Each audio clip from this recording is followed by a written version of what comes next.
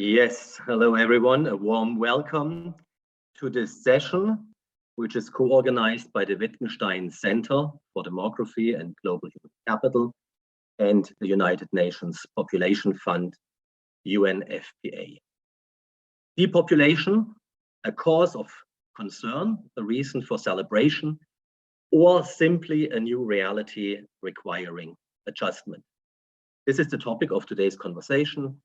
I am Michael Herrmann, Senior Advisor on Economics and Demography with UNFPA and the moderator of this panel. In this conversation, we are joined by an outstanding group of global thought leaders, and these will be introduced to you now briefly by Professor Stuart Baston of the Technical University of Hong Kong.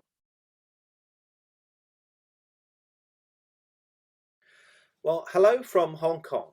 My name is Stuart Baston and I'm a Professor of Social Science and Public Policy here at the Hong Kong University of Science and Technology. I'm also very proud to be part of the organising team for this conference. And it's really my pleasure and my privilege to introduce this extremely exciting panel session on the theme of population decline. Now, many papers in the conference so far have presented some of the causes and consequences of population decline in different parts of the world. In this session, however, we would like to take a step back and try to look at the bigger picture. In short, we want to ask whether population decline is a cause of concern, a reason for celebration, or simply a new reality requiring readjustment. Now, this is not just a philosophical question. The entire framing of the issue will clearly shape how stakeholders around the world may respond to it. In this vein, we are thrilled to be partnering with our fantastic colleagues in the United Nations Population Fund, the UNFPA, who are really operating at the front line of these discussions on the issues relating to demographic change with stakeholders all around the world. So to discuss these issues, we have a fantastic panel of experts who I would now like to introduce in reverse alphabetical order. And we have also asked each panelist to give us a quote in advance, which can give us a clue about their position on the subject. So our first panelist is my good friend, Professor Wendy Sigle, who is head of the Department of Gender Studies and Professor of Gender and Family Studies at the London School of Economics and Political Science. And for Professor Sigle, low fertility is like high cholesterol, the wrong thing to be targeting. Our next panelist is Professor William E. Rees, who is Professor Emeritus in the School of Community and Regional Planning at the University of British Columbia. According to Professor Rees, the human enterprise is in ecological overshoot and population reductions are essential. The ultimate goal should be a smaller economy supporting fewer people living more equitably within the biophysical means of nature. Our third panelist is Professor Wolfgang Lutz, who is, as I'm sure many of you know, the founding director of the Wittgenstein Center for Demography and Global Human Capital. And Professor Lutz says we should not only focus on the head count, but also on what is inside the heads. Our fourth panelist is the German economist and public intellectual Professor Heiner Flassbeck. Now, he is the former State Secretary of the German Ministry of Finance and the former Chief Economist with the United Nations Conference on Trade and Development. And for Professor Flassbeck, there is no financing trick that could solve the real problem. A new economic policy is needed, focused on reducing unemployment. And our final panelist is Dr. Darrell, who is the Global Chief Executive Officer for Ipsos Public Affairs and co-author of Empty Planet, The Shock of Global Population Decline. As Dr. Bricker remarks, when the global population starts to decline, it will never end. Most worrying, though, is the almost universal ignorance of our leaders in the public and private sectors about the single biggest challenge they will face this century. And finally, I would like to introduce you to our moderator for this session, my very good friend Michael Herrmann, who is the Senior Advisor in Economics and Demography for the UNFPA. He's also a member of the Global Expert Network of the World Economic Forum and was formerly an economist with UNCTAD. And so already in the quotes so far, we've seen the divergence of opinion on the topic of depopulation. And so we're really excited to proceed with this very exciting panel discussion. So Michael, it's over to you.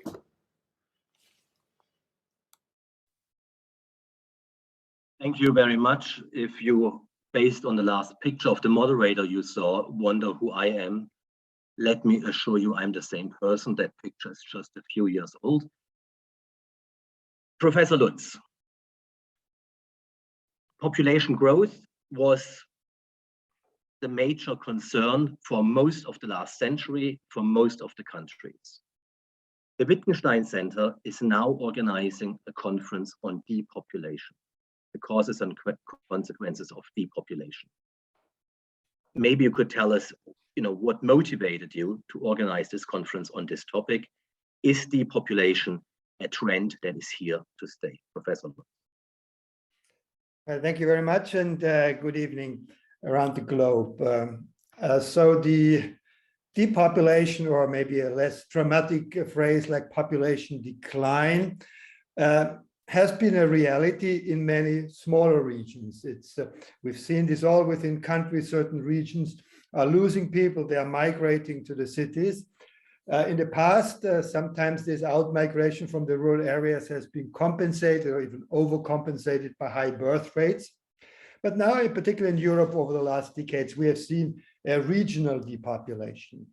What is newer is that on the global stage, and David Bloom just showed us some statistics about this, there are now more and more countries who at the national level are experiencing population decline, or at least are expecting population decline. And in our immediate neighborhood here from Vienna to the east, we have some countries who have really dramatic population decline. Let me just point at Bulgaria. They had 9 million people at the turn of the political system in 1990. Now they're just a little over 7, and they will most likely go below 6 million, maybe by mid-century 5 or 4, so almost halving the population of a country. And of course, this rings the alarm bell with national policymakers.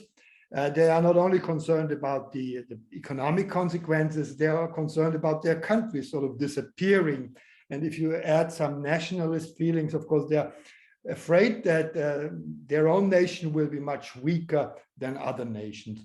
So these issues have come on the table now more intensely. And since at the Wittgenstein Center, we always sort of try to be at the cutting edge of what are the issues and try to come up with some analysis and possibly some recommendations that could be picked up by politicians. We also have to offer a sort of a toolbox where we look at demography in a more multi-dimensional way, meaning that we are not only looking at population size and the age structure of the population, but also at the changing educational composition, labor force participation, place of residence, health status, and these issues. And I think this phenomenon, this new phenomenon of national population decline, we can only meaningfully address in a multi-dimensional demographic context. So that's some of the reasons why we organized this conference. Professor Lutz, thank you. Let me follow up with a question. Now, other countries in the past have witnessed population decline. Is the population decline that we're seeing today fundamentally different? Is it a different matter that we have to come to terms with? Well, in the past, population declines tended to be associated with disasters, with famines, with wars, with big out-migration waves. So there is in sort of the collective human memory a negative association between disaster and population decline. So many people, when I talk to them about declining populations, they think of disaster and not so much thinking about the causality, because in the past it were the disasters that resulted in higher death rates or massive out-migration or low fertility. Now it's very different. It's a gradual decline in fertility, gradual improvement also in life expectancy, and then out-migration is really for these Eastern European countries a main reason for rapid population shrinking, rapid population decline. And so that is sort of very different in nature, because these are all in themselves positive trends, that couples can choose how many children they want. People live longer, and they live longer in healthy conditions, which is probably one of the biggest achievements in human history so far. And then also people can choose where they want to live and where they want to work. This is a modern freedom. So all in themselves are very positive developments, but together, of course, they cause challenges for some countries, for some populations. Thank you. Dr. Bricker, a few years ago, you wrote a book, The Empty Planet, The Shock of Global Population Decline. Now, the global population is still growing. What motivated you to write this book? Well, just looking over the edge of the cliff that we're about to face. I mean, the reality is, I mean, and taking a look at what's going on in the world right now, I don't know if the title is, should have maybe been in a little bit more emphatic. I mean, India this week just announced that, its birth rate is now below replacement rate. China came out earlier in the year and said that it's has the lowest birth rate in its history. And its population is on the edge of decline now, probably already declining. So it's not just a question, and this is one of the things we really wanted to point out in the book, was that it's not just what Wolfgang, Dr. Lutz is talking about, in places that people are more familiar with the issue of population decline. Other parts of the world in which people have no idea that the same thing is going on in the developing world, or countries, I guess, that are on the verge of development like India, exactly the same thing is happening. And the other part of this that we didn't really address in the book that is really important, and we kind of lose track of this because we get focused on, I think, the denominator in the equation, how many people. But the truth is that as we hurtle toward these deadlines, so 2030, the entire world's baby boom is going to be 65 years of age or older, so they're going to be retiring. By we get to the 2040s, they're all going to be probably in close to their last decade of life. So we're going through these big changes, but in terms of the denominator in the equation. But the other thing that's important is the structure of the population is changing dramatically as well. So it's not just that it's a smaller population, it's a small old population and getting older every day. So, in my country, the median age is 41.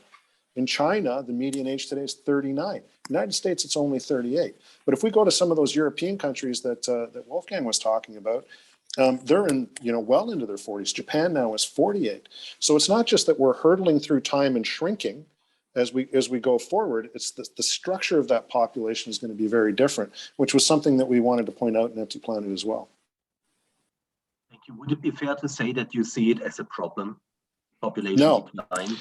No, in fact, we're quite emphatic in the book, and John Ibbotson, who I wrote it with, and I said it's not a good thing, it's not a bad thing, but it's an important thing. And the really important part is that governments and public policymakers need to wake up to the fact that this is happening. Because I talked to too many governments in my professional life in which me telling them this is the first time they've heard it. The second thing is businesses really need to wake up to this, because what it portends for our economic growth in the future is something that's really not being considered, particularly when you've got businesses, consumer packaged goods companies, other technology companies, and the biggest part of the world's economy all focused on a youth market. And in fact, the market that's developing is actually a much older market, and they have no idea how to sell to it. I mean, when was the last time you saw an ad featuring a woman over the age of, say, for example, 70? And the reason they need to is there's going to be a lot of them. There's going to be a lot of them. I mean, we're talking about the structure of the planet. I know somebody's going to talk about gender in just a second. But as we get older, the world's population and smaller, the world's population is also becoming more female, which is something that people really aren't clocking as well. So there's so many threads that you can pull out of these data. And some of them are potentially positive, some of them are potentially negative, but all of them are important. And that's the point we tried to make in the book. Thank you. I would love to ask both Professor Lutz and Dr. Bricker. Some of the smaller countries, they are worried that their populations are going to disappear altogether. Is that going to happen? Is it the population of any country going to disappear? No, I don't think it will disappear. There will be a shrinking. There is, yeah. I mean, we see also many of the countries that exist today. It didn't exist 100 years ago. So when we look 100 years into the future, who knows what countries will there be existing? And so I don't think the national perspective is really the right perspective. I know the UN, that every country has a seat in the General Assembly, and it's the national counts, but from a demographic perspective, I mean, particularly in the European Union, there are multiple identities also that people have, and yes, it may well be that some countries are shrinking more rapidly than others, but I don't think any population will completely die out unless there's a major disaster that kills them. That's good news for many. Look, Dr. Bricker, you spoke about some of the economic concerns that countries have. Let me turn to get Heiner Flassbeck into this conversation. Professor Flassbeck, there are many reasons why countries are worried about a shrinking population. Some of them have to do with political and military might. Some of them have to do with cultural shifts that occur if populations are shrinking. Certain ethnic groups might be shrinking and others might become more dominant if the age structure of the population is changing. But a lot of these concerns that link to population decline really have to do with economics. Yeah. But what I want to ask you is this notion that the population pyramid has to grow at the bottom to keep economies alive and kicking. Isn't that a Ponzi scheme? Do we need population growth? Is population decline a bad thing? No, in principle not. Well, populations can shrink or grow. And as I said at the beginning in our speech before, economists are interested in income per capita, whether that is growing or falling, and that makes an economy successful or not. So in principle, everything is possible. We have to look much more into the causal chains that are behind the depopulation or a sharply declining population. Let me take the example of Bulgaria. Bulgaria is very easy to understand. It's the poorest country in Europe. And if you open the borders for the poorest country, it is obvious that more people from that country will move out than people from countries that are closer to the average income in the region where it is possible to move. Then the second thing for Bulgaria is even more obvious. Bulgaria is running the worst economic policy and has the worst economic performance in the whole of Europe. And so people do not even have a perspective for their lives. This is the two main things that drive people out or in is the absolute difference in income that they can expect elsewhere, but it is corrected by the perspective that they have in their own country. And if they have a good perspective in their own country, they would tend to stay, even if the difference in standard of living are very high in an open area, in an area where you can move. So Bulgaria has both. It's the poorest and it's the worst in one go. And so it's not surprising that people are going out of that country because they have chances elsewhere to have better perspective and to have a higher income. That's extremely simple. Other cases are much more difficult. Well, in general, what we know from economic research on population, we know that there is a certain cycle. So you have populations growing rather quick in the first period of catching up and growing and becoming richer, and then it slows down, and then even the population may shrink. This is all absolutely okay. There are some frictions in between. If an economy is aging, like the German economy is now aging, everybody talks about that aging. Well, that has certain consequences we may talk about, but it's not very serious. It's not a big thing to deal with that. But other economies are still growing dramatically in population terms. Also, Africa as a whole is growing rapidly, as far as I know the figures.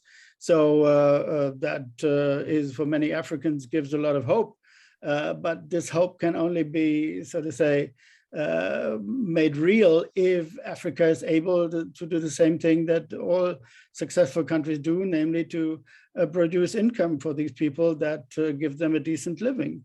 And this is sometimes more difficult in a quickly growing, population growing economy than in economies that are stagnating or even slightly declining. So, and we all know there is a natural conflict between population of man and the nature. This is so obvious now that I tend to say, well, if we are able to control these processes, to oversee these processes, and to react in case that we would see dramatic shrinking of a population, then I would be happy that the population of mankind, so to say, that mankind is shrinking a bit. The planet, to quote my colleague, will not be empty. It will be filled by more animals and plants, and that may be a nice thing. Yeah, indeed, as you're saying, in the course of this conference, we had a presentation on the demographic dividend of depopulation, arguing that would be a good thing for nature. And as you observed, out migration from many countries in Eastern Europe in particular is one cause for population decline. It's not just low and falling fertility levels. Yeah, definitely. But many of these concerns link to how do we finance the pension system? Will we have enough people to man the machines? Yeah.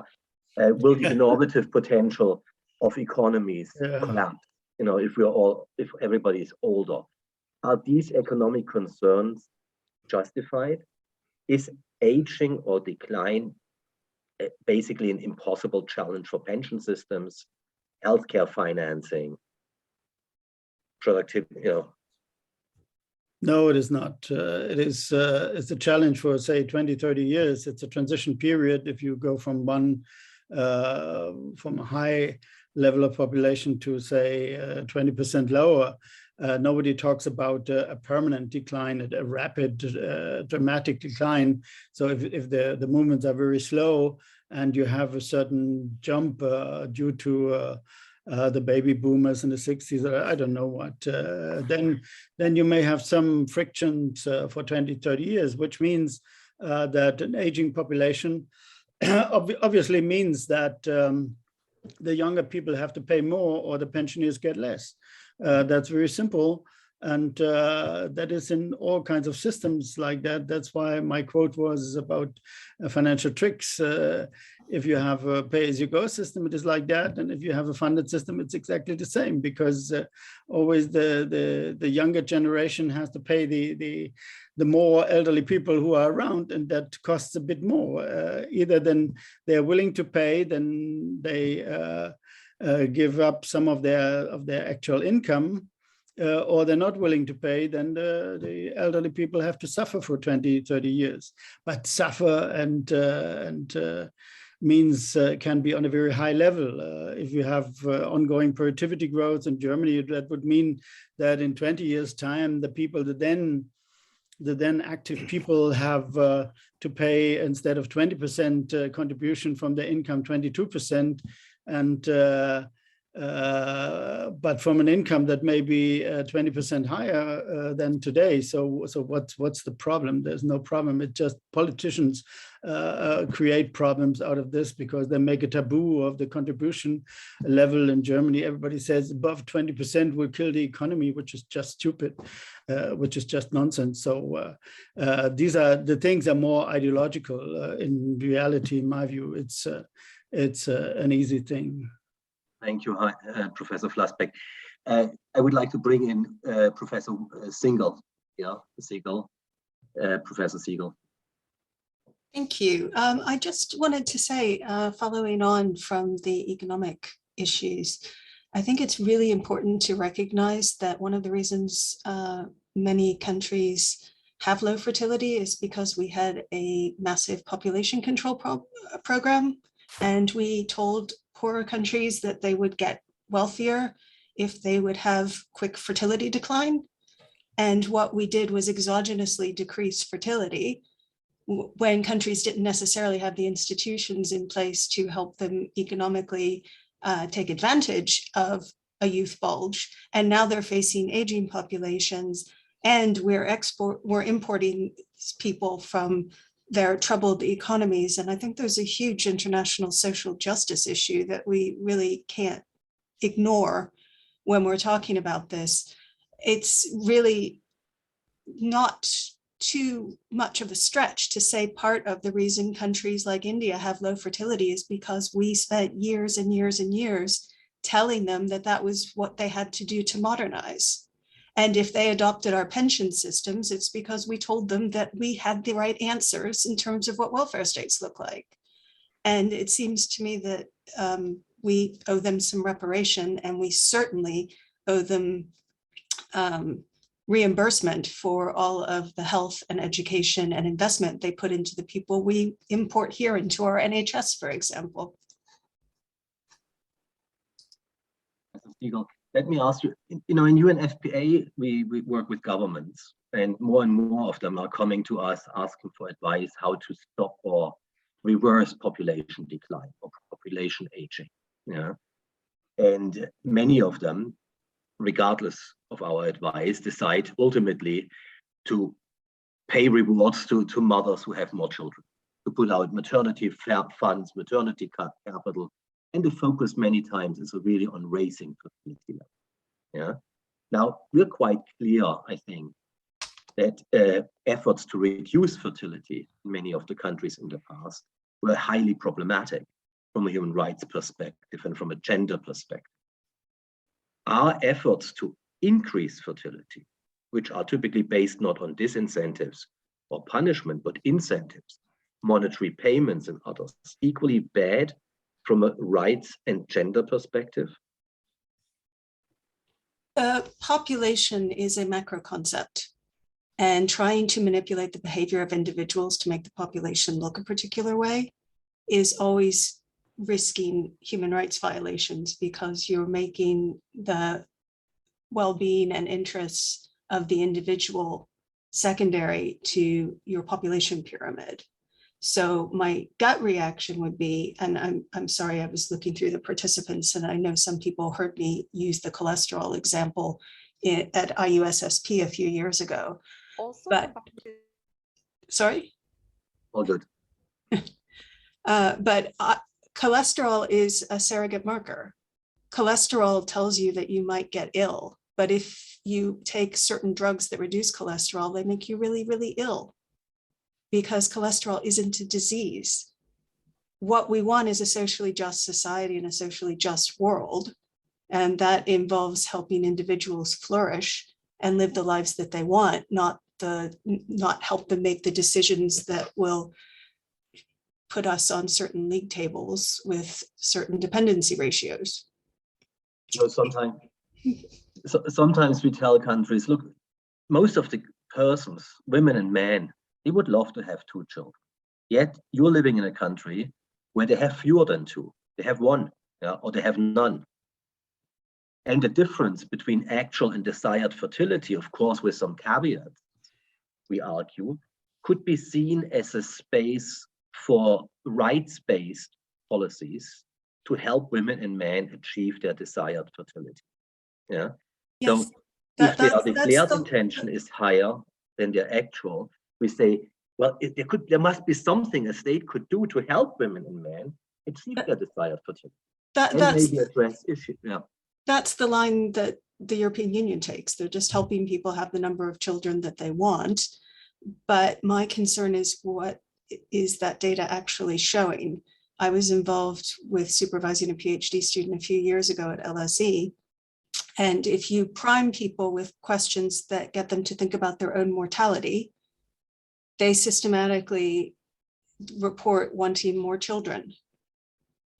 I don't know how people respond to other surveys, but I think survey data really needs to be unpacked, and you need to think about whether we're actually measuring what people want to have, what they want to have under ideal circumstances, or whether they're just not even thinking about it and answering with the 2-child norm, which people seem to be pretty familiar with.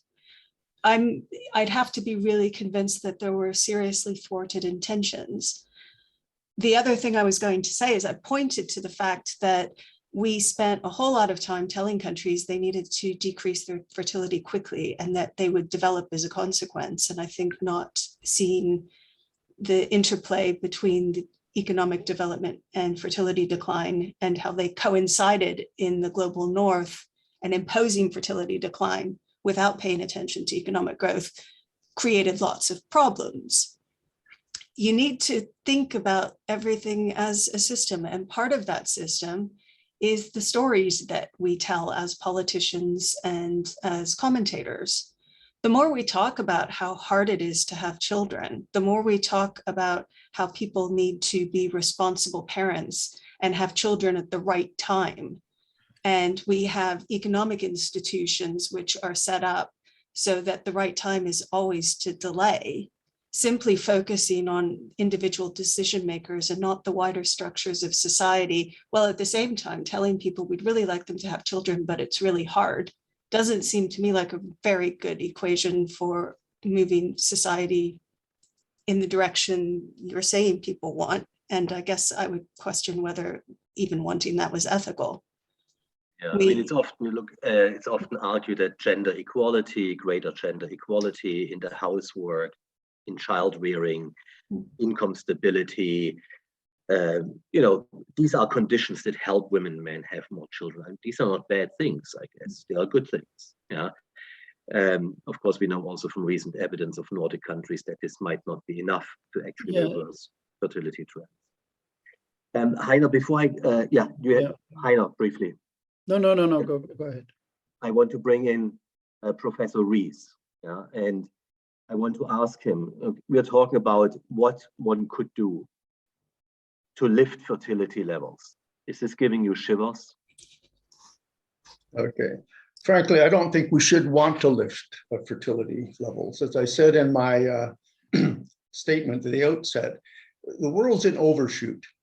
And what that means is that we're currently supporting population growth and economic growth by liquidating the natural capital upon which the whole of the human enterprise depends.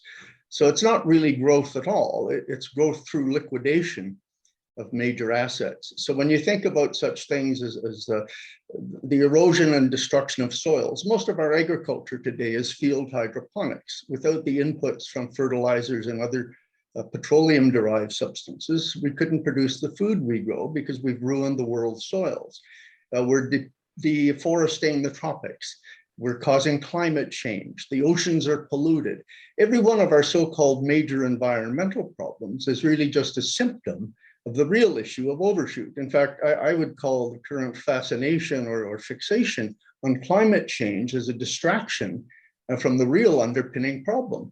And all of the solutions being advanced to fix climate change will not only not fix climate change, but they'll exacerbate the circumstances of overshoot. So we're in a situation where the population at present, at even average material standards of living, which are inadequate, according to most Americans and Europeans, we could not continue to support those the existing population, let alone grow it much larger. And I want to just make two other quick points. We're talking about an issue which in 99.9% of human history simply didn't exist. It took 200,000 years for anatomically modern humans to reach a population of 1 billion, just 200 years ago. And then in 1/1000th as much time, we reached 7 billion, and now we're headed toward 8. I guess this year we will hit 8 billion people. So just the last 200 years of human history is population and economic growth a real phenomenon. We take it to be the norm, but it's the single most abnormal period in the whole evolutionary history of humankind. And it results from a singular phenomenon. For most of species, and indeed any complex system, the system is held in a state of control or equilibrium, if you like, by the interplay of positive and negative feedbacks. So every population in nature is controlled at a reasonable level toward near carrying capacity by this mix of positive and negative feedbacks. But in the 19th century in particular, the application of various uses of fossil fuel freed humankind from the negative feedbacks. We produced more food than we could possibly consume. We had access through fossil fuel to all the resources needed to construct our capital and to grow the human enterprise. So essentially what we did was free the system from the negative feedbacks, keeping it in check. And any systems analyst will tell you that any system which becomes dominated by positive feedback, that is to say growth of population and energy use and so on and so forth, will self-destruct. So what we're seeing today is the beginning of the self-destruction, because we are, as I said, undermining our own existence by depleting the natural capital upon which we depend. And nature cannot recover or at the same rate that we're using it. And we're filling natural waste sinks to overcapacity. Climate change is a waste management problem, since carbon dioxide is the largest waste by industrial economies by weight. So we're really reaching the point where if we do not encourage a reduction of population, it will crash anyway because of our incapacity to maintain the system in the state of positive feedback. We're going to see an energy crunch in the next few years because fossil fuels, if we don't get out of fossil fuels, we're going to confront massive climate change. If we continue using fossil fuels, there's only a few decades left, and that solution is gone. Professor Rees, let me ask you, but it's not probably that we can equate population numbers as such with environmental impact, right? Because much depends on what we consume, how we produce what we consume, how we distribute what we have. You know, absolutely. But these are questions, of course, of consumption, the way we produce, and how we distribute it. Yeah. But do you feel that we are able actually to have an intelligent conversation today, not here in this meeting, but globally, about the relationship between population and the environment? Because sometimes I have the feeling we can't. It's very, very difficult, because either you're labeled as a Malthusian and basically people trying to discredit you, or they're putting you in another camp. Can we have a real conversation about environment, population, and human rights-based approaches? And that's a question to everyone, really. Yeah. So far, no, we have not been able to. In fact, I've been involved in meetings dealing with the UN conferences on environment and development, where I've been told that we couldn't speak directly about two things. One of them was population, and the other was consumption. Now, that's an absurdity, and it's an ideological absurdity, because the thing driving global disintegration, overshoot, is the population per average consumption. So here we are trying to discuss global development and environmental difficulty while we're disallowed from talking honestly about the two major drivers. This is an utter absurdity. And let me bring in Professor Flassbeck for a sec. Sorry, Professor Rees. Yeah, let me say one word to this problem of population and how to address population growth in different countries. Here's the problem. The problem is, if you address it in an abstract way for the globe as a whole, as you did it, Professor Rees, it's absolutely okay. I have no problem. Definitely, we have to talk about it. We have to talk openly about it. The problem within the UN, as a former UN official, I may say that is that many people tend then to point fingers to developing countries and tell them, you are the guys, you have to bring your population down, as my colleague Wendy said before, you have done badly. We are out of this phase. We are beyond the phase of population growth, and you have to learn from us, and hopefully without learning that you destroy the planet in between. So this is the point, just to make to put that in perspective a bit. And there we have definitely be very, very careful as Northerners, I say, or Westerners, to talk to Africa or other developing countries. This is important, but my general point is a bit different. My general point is, yes, you are right. We are in a system of overshoot that may be possible, but the problem is, how can we turn it back? That is the job that we have to do now. We have to bring about ways that can, so to say, bring this development to not to a standstill, but turn it around into a positive sense, so that mankind can survive on this planet. And I don't know why that should not be possible. It is difficult, definitely. It is extremely difficult. I've just written a book about it. It's very, very difficult, but it's doable. It's not that we could say it's not doable, and we have to shrink by disaster or by what else, the population, to escape the catastrophe. That is not true. There are ways. There are no easy ways. The world economy is deeply, so to say, inflicted in the oil consumption, coal consumption, and so it is very difficult to cut the knot there and to decouple economic development, not growth, but development, from the use of fossil fuels. But it is possible, definitely it is possible, over a long term, over 50, 100 years, it is possible. And we will see, we come with intelligent inventions. Nuclear power is one way to do it. Nuclear power is obviously one way to decouple. That nobody would have thought about 50 or 100 years ago, that we would be able to produce electricity in a first of all, non-violating way for the environment, at least much less violating way for the environment than by burning fossil fuels. And so why should we not go on in that direction? Yeah, I think the point you're making is super important. In fact, it has been discussed also by Club of Rome and others. Indeed, look, I have three others who have raised a hand: Professor Rees, briefly, Wolfgang, Lutz, and Dr. Bricker. But I want to ask you two other questions before our time is over. So please be brief, because these two questions are really burning under my fingernails. Okay, Professor Rees.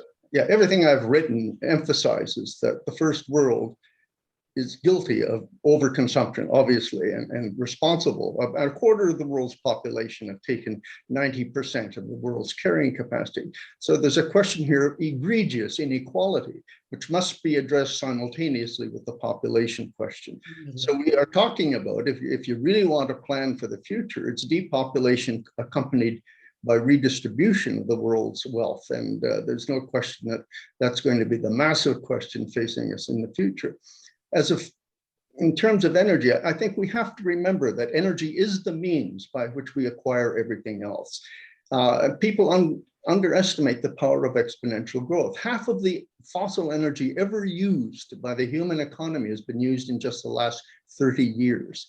And in the course of that, we've used half of all the other resources humans have ever used in the last 50 years, believe it or not.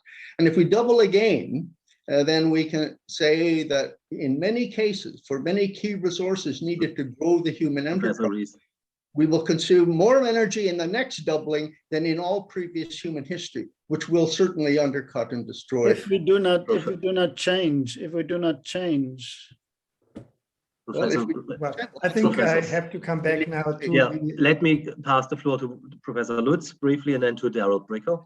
Yeah, the statement that I made at the very beginning is that we should stop focusing only on the head count, but look what is inside the head. And I think we have to step back a bit in history. Also, what are the drivers? I mean, when we look when the demographic transition, population growth started, it was because of mortality decline. So the death rates, infant mortality started to decline. And this was less, it was partly due to food, but I think there's a lot of evidence that it says, in Sweden, for instance, the first country that started this secular long-term decline, it was really literacy, particularly of women. They knew what to do. It was early forms of vaccination, smallpox vaccination. And you see how first the death rates, and then with some lag of several decades, the birth rate started to fall. Is really directly a function of the broad-based basic education, literacy of the population. And that what also brings me to Wendy, when you said, I mean, in Europe, as a counterexample, nobody forced these women to have fewer children. It was sort of a natural, as women were empowered through education, They shifted from many children to rather preferring fewer children because it was also better for their own health. They saw better prospects for the children. So it's really this quantity-quality trade-off, if you want, in economic terms.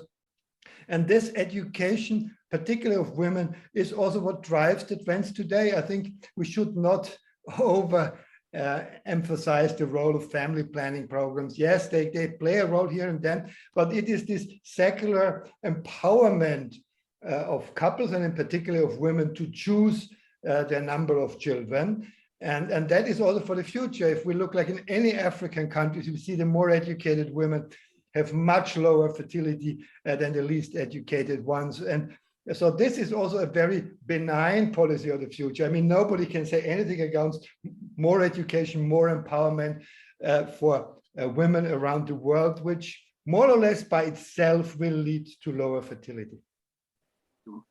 Together with all the other positive benefits of better health and also higher economic productivity, and also clever ways for avoiding, I mean, energy, I don't downplay the role of energy, but it's not the driver. I sometimes say sort of the human brain really is the most powerful energy that also has many solutions towards more green technologies and so on. Dr. Brickhoff. Yeah, thanks. Great conversation. I appreciate everybody's comments. I'm learning a lot here, so thank you. The first thing on the energy question, what I have failed to find very much of is any research on the relationship between population decline and energy. When John and I were writing the book, we found one study that talked about climate change and the decline of population. Every other study that we found, it was all about the population increasing. So that's one area I think where we need better research, because I don't think we understand the interactive effects very well. The second thing is, while I appreciate all these conversations about systems and big ideas and philosophy, I do miss university from time to time, by the way, because you get a chance to do these things. I see this as a very practical matter. Population decline is not a speculation. It's not a theory. It's a fact. It's happening. It's happening in all the places that Dr. Lutz was talking about, and also Michael, you were talking about in Eastern Europe. It's a fact. It's happening in Japan. Japan loses 500,000 people a year. China, who knows what the truth is? They're either on the peak or have peaked, or they're just about to start to come down. There are very practical implications to all of this, because not only, as I said before, is the population going to shrink, it's going to age. Old populations are not consumptive populations in the way that we normally understand consumption. And a lot of our economic growth since the end of the Second World War has been driven by that. So we're going to have to deal with not productivity issues, but consumption issues. Who's going to buy things? Robots don't buy things. Maybe we have to change our tax systems or whatever, but these are not questions that governments are seized with right now. Long-term care, dealing with people with dementia, older people living by themselves, huge trends. I mean, one of the things we didn't mention here in the last little bit is that the number one household formation, number one family formation today is people actually living by themselves in many developed countries. Huge public policy issues that are related to that, driven by population reduction and also population aging. And there's also, the political consequences of this.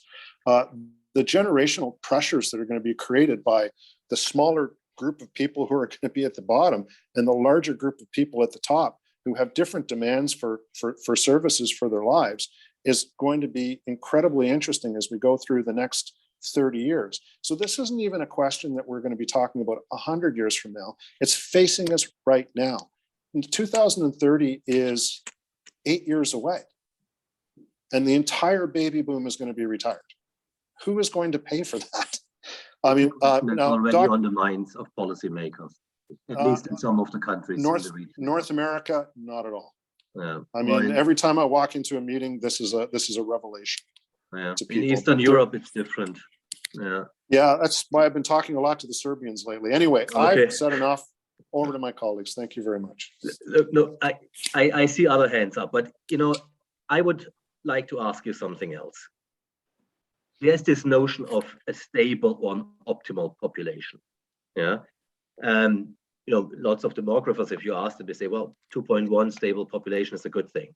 But they told you that 40 years ago when the world population had 3 billion people, and they're telling you this now when the world population has 8 billion people. Yeah. So sometimes I get the impression it's just a laziness or a reluctance to think about anything other than the status quo. That we are saying a stable population, 2.1% is an ideal. But then also lots of countries have the notion that an optimal population would be a good thing. They say, well, population aging is leading to a labor shortage. Shouldn't we address it by raising fertility levels?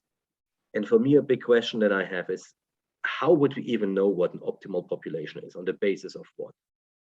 On the basis of economic performance that we want to achieve, on the basis of the environment? What would be our yardstick to measure an optimal population? Even if we could say that, do we even have the instruments that allow us, human rights-based instruments, to get there? Maternity capital in many countries is not effective in raising fertility levels. So I would like to hear some of your thoughts on some of these questions. But I saw that Professor Sigle, you also had your hand up, so please come in, and then Professor Flassbeck. I was just struck, what Wolfgang described was what I was saying. Fertility in the global north was endogenous. It fell because it was interacting with all kinds of other changes which happened, and was led by people becoming literate, having job opportunities, deciding that they wanted to make the decision to control their fertility. In the global south, we went in and we forcibly sterilized people, and we put into their bodies contraception that we deemed unsafe for people in the global north. And we exogenously brought down fertility. And then we blamed the countries for not having institutions in place to make the most of their really short period of time of a demographic dividend, which we imposed. So I find, yes, population is aging. I find it interesting, Darrell, you said it wasn't a problem, but what you just said now seemed to suggest otherwise.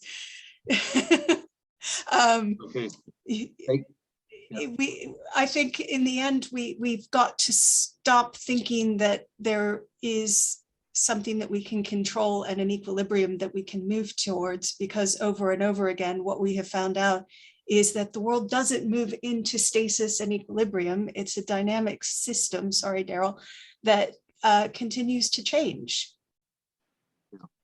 Professor Flassbeck and then Professor Rees. Yeah, that is the last word is exactly what I wanted to say. It is not so easy. There is no equilibrium. There is no optimum. There's nothing. We're just moving in a certain direction, and we try to push here and there a little bit to change the direction in a way we think at the moment that it's reasonable.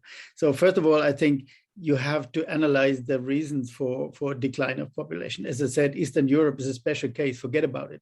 If these people would live in a different economic environment, with a different economic policies, with a different European Union, they would be happy, they would stay, and they would grow in terms of population. I'm absolutely sure. There's no reason for them to shrink. So only what we have imposed to them. And the same is true for some developing countries. If developing countries are able to flourish in their environment, with their environment, if they are not over-exploiting their soils and I don't know what, why shouldn't we leave them just to decide how many kids they want?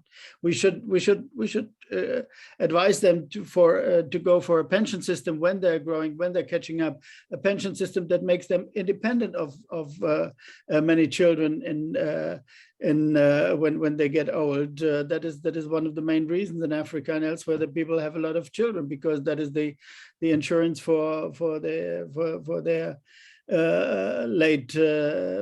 their aging. And so if we help them here and there a bit, and if we put the whole planet on a different path in terms of destroying potentially the planet by further using like hell fossil fuels, and that is possible in my view, that is absolutely possible, then we have a chance to not to ignore the population problem, but be rather relaxed about the population problem. Then we will see some natural tendencies so that economies and societies getting richer will have maybe less babies and having women more, giving more women more rights, and all these what Michael mentioned before, that will give a natural tendency towards lower population growth.